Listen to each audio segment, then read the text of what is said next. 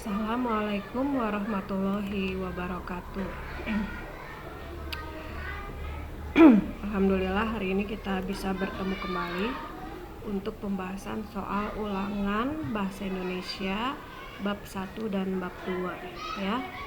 Hari ini Ibu tidak seperti biasanya tapi membahas soal ulangan yang kurikulum merdeka. Biasanya kan tematik, hari ini sudah beda kurikulum. Baiklah, kita mulai saja ya dari pertanyaan pertama untuk bahasa Indonesia bab 1. Seperti biasa, kalau soalnya isian, Ibu tidak akan menuliskan atau mengetikkan jawabannya, tapi Ibu akan memberitahukan jawabannya secara lisan saja. Nomor 1. Kancil terkenal dengan binatang yang banyak akal dan banyak ide. Sifat kancil yaitu titik-titik. 1. Kancil terkenal dengan binatang yang banyak akal dan banyak ide. Sifat kancil yaitu cerdik. 2. Kimi sangat disukai teman-temannya di kelas karena sifatnya yang jenaka. Kata yang digarisbawahi di atas mempunyai makna titik-titik. Kimi sangat disukai teman-temannya di kelas karena sifatnya yang jenaka. Kata yang digarisbawahi di atas mempunyai makna titik-titik. Jenaka artinya lucu.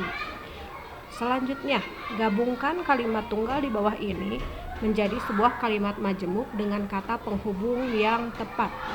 Gabungkan kalimat tunggal di bawah ini menjadi sebuah kalimat majemuk dengan kata penghubung yang tepat.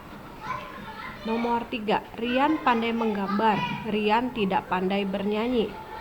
Menjadi Rian pandai menggambar tetapi tidak pandai bernyanyi. 2. Intan suka makan sate, Intan suka makan bakso.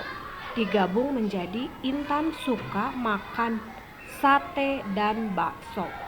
Nomor 5. Dina rajin belajar, Dina lulus ujian kelas. Digabung menjadi Dina rajin belajar supaya lulus ujian kelas. Demikian ya, digabung menjadi satu kalimat. Nomor selanjutnya, buatlah kalimat menggunakan imbuhan pe dari kata di bawah ini. Nomor 6, diam menjadi pendiam. Kalimatnya boleh berbeda, Ibu hanya memberikan contoh saja. Misalnya, Ani adalah anak yang pendiam. Yang nomor 7, takut menjadi penakut. Kalimat contoh kalimatnya, aku bukan orang penakut. Nah, selanjutnya berikutnya, untuk nomor 8 dan 9 tuliskan antonim dari kata di atas. Dituliskan antonimnya saja ya. Jadi nomor 8 antonim dari pendiam adalah cerewet, dan nomor 9 antonim dari kata penakut adalah pemberani. Nomor 10, buatlah puisi akrostik dari nama ibu kamu.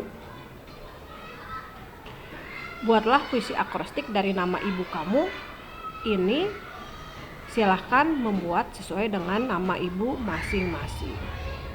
Selanjutnya kita lanjutkan ke soal ulangan atau soal penilaian harian bahasa Indonesia bab 2.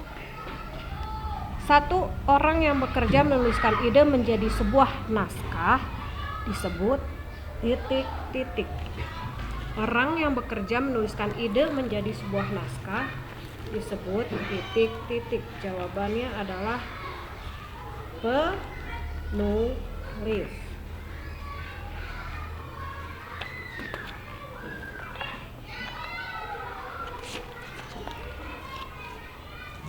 Nomor 2. Setelah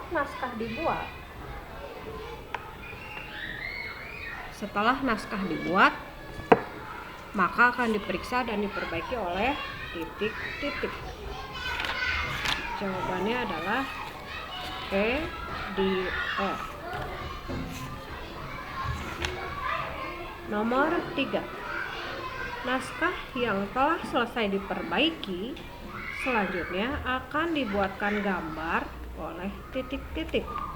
Naskah yang telah selesai diperbaiki selanjutnya akan dibuat gambar oleh titik-titik. Dibuat gambar oleh ilustrator.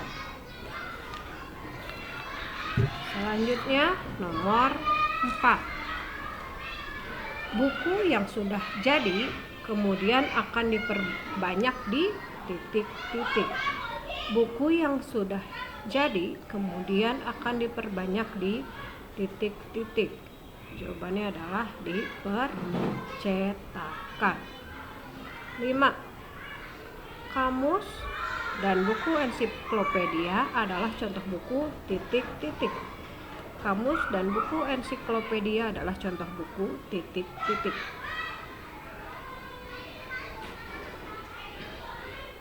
Jawabannya buku non-fiksi. Nomor 6, contoh judul buku fiksi yaitu titik-titik. Contoh judul buku fiksi yaitu titik-titik. Ini bisa bebas sesuai dengan judul buku fiksi yang kamu ketahui. 7. Majas yang menggunakan sifat manusia dalam menggambarkan sebuah benda dinamakan majas titik-titik. Majas yang menggunakan sifat manusia dalam menggambarkan sebuah benda dinamakan majas titik-titik. Personifikasi.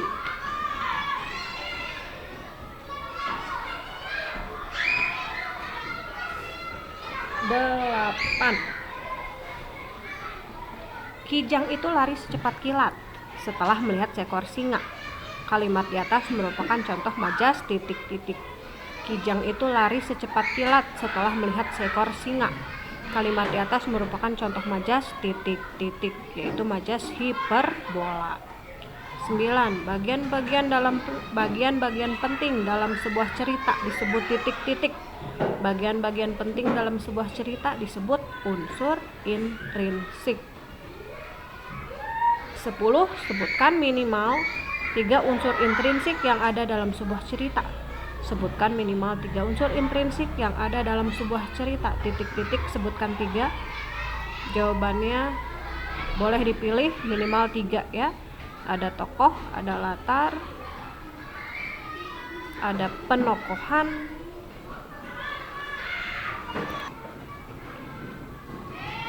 ya. Nomor 10 adalah tema, amanat, alur, latar, tokoh, dan penokohan. Jadi semuanya ada banyak, tapi kamu menyebutkan minimal 3. Boleh dipilih tema, alur, latar, amanat, tokoh, dan penokohan.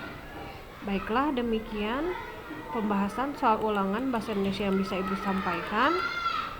Mudah-mudahan bisa mengerjakan. Ibu akhiri, wassalamualaikum warahmatullahi wabarakatuh.